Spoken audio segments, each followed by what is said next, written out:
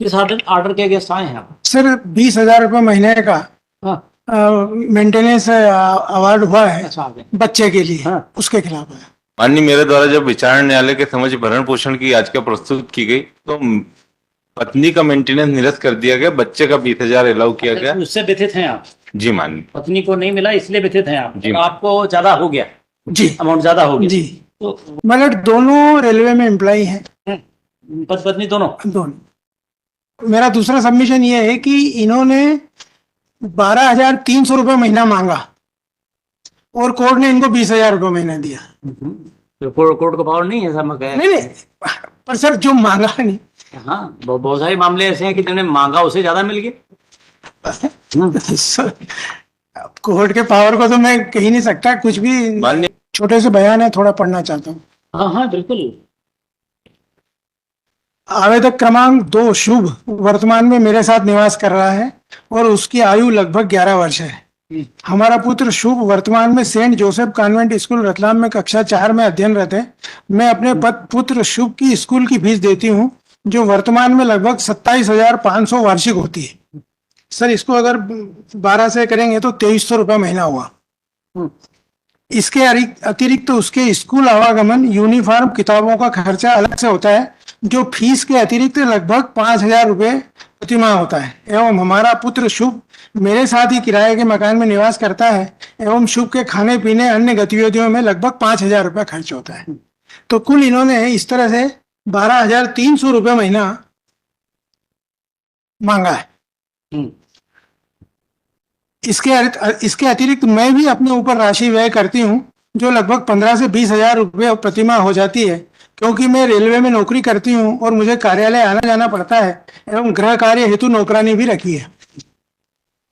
Para 2, मुझे railway विभाग से लगभग 47,000 रुपये महीना प्रति माह वेतन प्राप्त हो रहा है एवं इस वेतन से मेरा एवं मेरे पुत्र का गुजारा अच्छे से नहीं हो पा रहा है क्योंकि मेरे साथ मेरे पुत्र की देखरेख करने के लिए मेरी माँ भी मेरे साथ रहती है जिसका खर्चा मुझे उठाना पड़ता है।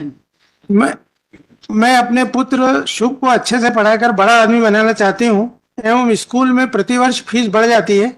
मुझे अपने एवं अपने पुत्र शुभ के भरण पोषण व्यय हेतु क्रमशः 30,000 रुपये एवं 20,000 रुपये प्रति माह, इस तरह कुल 50,000 रुपये प्रति माह की आवश्यकता है जिसे देने के लिए अनावेदक सक्षम है। अनावेदक भी रेलवे विभाग में सीनियर यंत्री के पद पर मुंबई में पदस्थ है एवं अनावेदक को समस्त कटौती के बाद 74,500 रुपये वेतन प्राप्त होता है। अनावेदक का वेतन पत्रक प्रदर्श P1 है एवं मेरा वेतन पत्रक प्रदर्श P2 है। मुझे निश्चित रूप से नहीं मालूम कि फ्लैट में कौन रहता है, परंतु मैं 2-3 बार सोसाइटी में गई थी तो मकान में ताला लगा था एवं चौकीदार ने बताया कि फ्लैट में 3 लोग किराए से रहते हैं। इस तरह अनावेदक फ्लैट से भी आय अर्जित कर रहा है। क्रॉस देखें सर, मुझे रेलवे विभाग से मकान भाड़ा 2,425 रुपये प्राप्त होता है। मैं मकान किराया 20,000 रुपये प्रति माह देती हूँ। मैंने किराए का अनुबंध लिखित में किया है। यह सही है कि मैंने वर्तमान प्रकरण में प्रस्तुत नहीं किया है। यह कहना गलत है कि मकान का किराया 20,000 रुपये प्रति माह नहीं देती हूँ।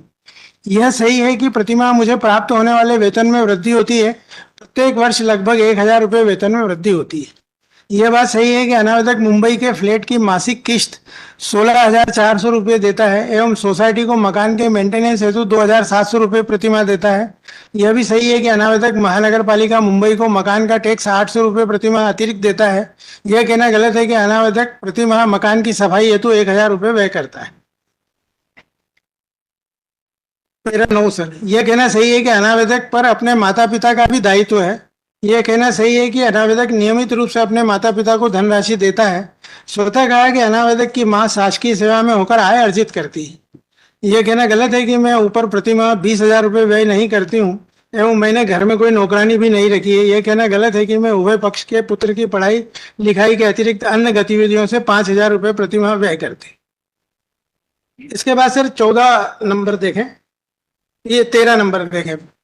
यदि अनावेदक हमारे पुत्र शुभ को अपने साथ रखकर उसकी पढ़ाई लिखाई भरण पोषण करना चाहे तो भी मैं अनावेदक को पुत्र देने के लिए तैयार नहीं हूँ। यह बात सही है कि अनावेदक ने हमारे पुत्र की संरक्षा प्राप्ति हेतु न्यायालय में आवेदन भी दिया है। स्वतः कहा कि मैंने भी इसी तरह का आवेदन दिया है कि अनावेदक समय समय पर अपने पुत्र से मिल सकता है।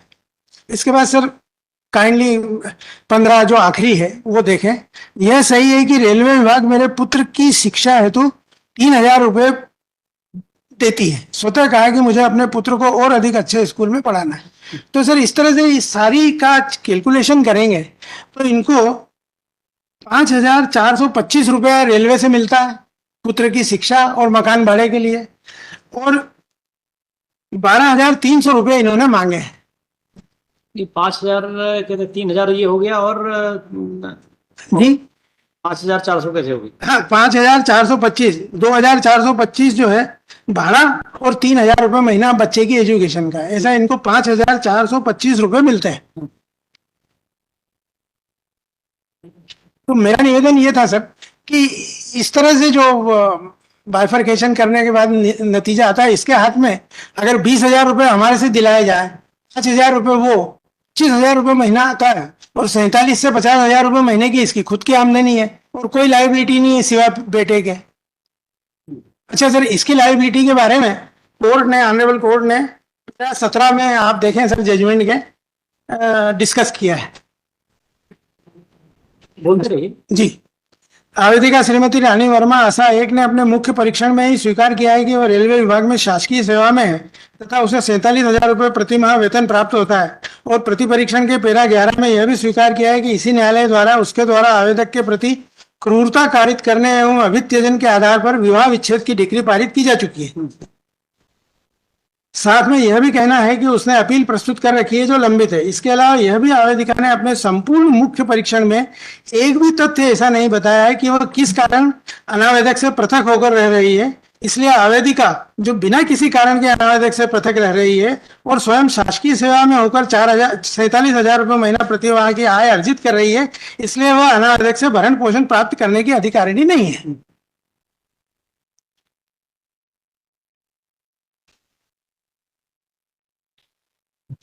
अब सर इस संबंध में जो मजिस्ट्रेट महोदय ने जो कैलकुलेशन किया उसमें उनको ये देखना था कि जो क्लेमेंट है, जो प्रार्थी है, उनकी आय कितनी है, और उसको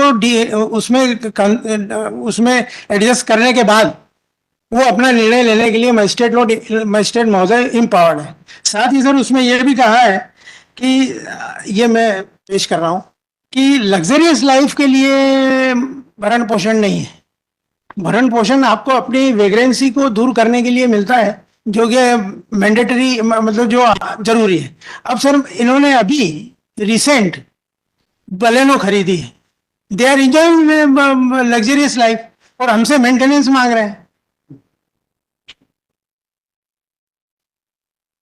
और कुछ सर इसके अलावा ये खुद भी आया है, इसकी स्थिति को 1-2 मिनट आप सुन लें तो। नहीं नहीं, बिल्कुल नहीं सुनेंगे जी। What for you are here? जी जी after spending such a time and you नहीं, सर। think that he should be here. जी। I am sitting idly here. जी जी हाँ जी हाँ। अब सर इसके बाद जो स्थिति है वो ये है कि आज रानी वर्मा को करीब 25,400 मिल रहे हैं। तो मेरा आपसे निवेदन जो करबद्ध है वो ये है कि इसको सर रिड्यूस करके रिजनेबल किया जाए, या जितना मांगा है उतना दिया जाए। नेक्स्ट। जी मैम। माननीय सर्वप्रथम मेरे द्वारा 125 का जो आवेदन प्रस्तुत किया गया उसमें मेरे द्वारा राशि रुपये 50,000 की मांग की गई मेरे व मेरे पुत्र के लिए। इसमें माननीय इन्होंने जो अभी कथन पढ़ के बताया, उन कथनों में भी जो रानी वर्मा के कथन हुए हैं, तो उसमें इन्होंने पैरा नंबर 3 में स्पेसिफिक बताया कि मैं अपने पुत्र शुभ को अच्छे से पढ़ाकर बड़ा आदमी बनाना चाहती हूँ एवं स्कूल में प्रतिवर्ष फीस बढ़ जाती है। मुझे अपने पुत्र शुभ भरण पोषण हेतु क्रमशः 30 और मुझे 20,000, इस प्रकार कुल 50,000 रुपए चाहिए। अब माननीय इनके आय के संबंध में, ये रेलवे में इंजीनियर हैं और आपने अपनी आपका ऐसा कहना कि जो आपने मांगा था उससे ज्यादा का ऑर्डर हो गया, सही है? नहीं गलत, टोटली रॉन्ग माननीय। मैंने 50,000 रुपए मांगे, मुझे 20,000 ही मिले, और 50,000 का मेरा आवेदन है, और मेरे पैराग्राफ नंबर अपने कथन के 3 में स्पेसिफिक बताया कि मुझे 50,000 रुपए में 20। हाँ ठीक है, और कुछ? अब माननीय इनका जो कथन हुआ है, इनके कथन का पैराग्राफ नंबर 7 किसका? सुनील जी का, माननीय अनावेदक का,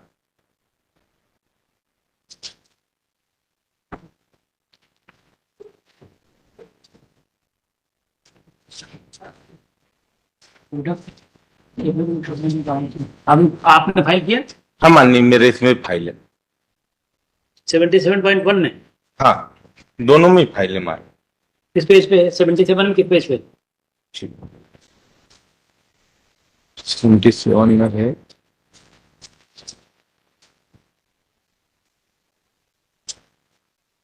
पेज नंबर 32 माननीय। Page number 32। हाँ, सुनील वर्मा। जी माननीय। 32 माननीय, पैराग्राफ नंबर 7।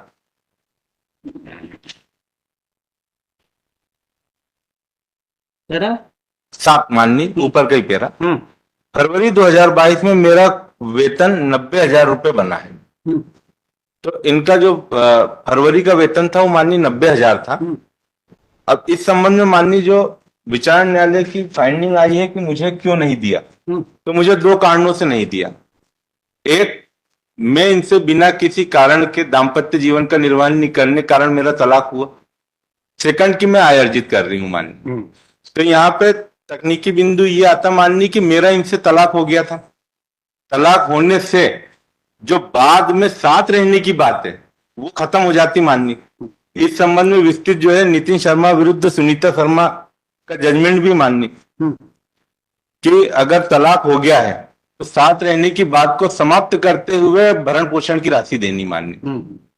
और इसी के संबंध में माननीय दूसरा जो अध्यक्ष जजमेंट पे अपना किसकी तरफ से दिया है, किस आइटम में दिया और पैरा? जी माननीय। हाँ, लिख दीजिए। हाँ, आपको नहीं मिला, इससे व्यथित हैं आप जी। लड़की को ज्यादा मिला, ये इधर इससे से। व्यथित ही है। हाँ। और सेकंड बात माननीय कि मैं तनख्वाह अर्जित कर रही हूं, इस कारण से मुझे नहीं दिया जाए। तो इसमें माननीय विस्तृत जजमेंट है रजनीश वर्सेस नेहा का, पेज नंबर 42 पे। यदि पेज नंबर और पैरा दोनों। जी माननीय, आय इनकम भी है तो भी अपनी लाइबिलिटी से मुक्त नहीं हो सकते ये, और इनको पेमेंट देना पड़ेगी। थर्ड माननीय, कितना देना है,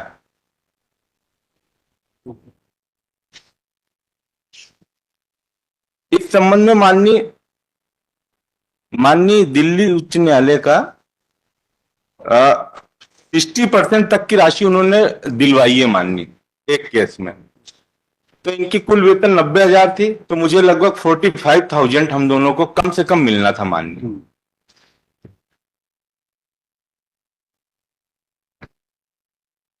और कुछ?